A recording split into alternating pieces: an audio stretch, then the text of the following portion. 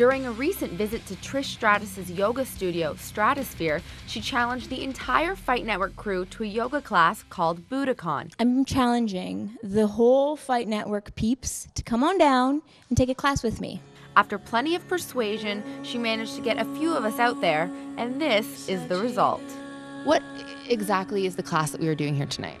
The class we were doing tonight is a Budokon class, which is a mixture of martial arts and yogic postures blended together. How did we do as a group? Really good as a group, actually. JP has he's definitely got the strength, and this is going to help him with his Budokon movements. The body control and the muscle control that it takes to do this is something that a lot of people really don't realize they don't have until they're shown that they don't have it. John was not very good at all. This was it was very, very intense. I was sweating profusely. I knocked Trish at one point. Yes, I felt very bad about that. Okay.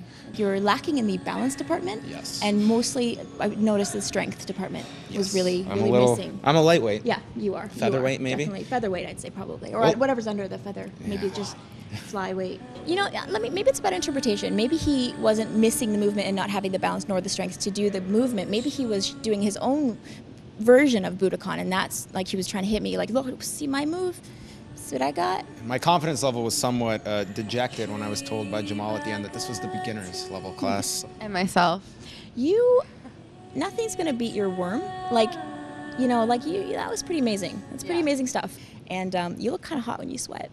Thank you. Whether you're a dancer, a wrestler, you practice jiu-jitsu, you practice straight karate, you will see the similarities in body movement and body mechanics in anything you do.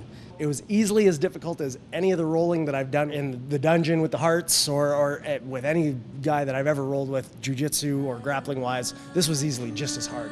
You have to open your mind and try different things sometimes because you never know, what you might learn. And it might not be something I say or do, but it might be something you do while you're practicing that kind of turns a light on and say, wow, I didn't know I could move that way. I always say, you get a workout when you go to the gym, but when you come to yoga or you do Budokon, you get the mental workout, and you don't realize how much that'll come into play in the real world. So that's the interesting thing that this class brings.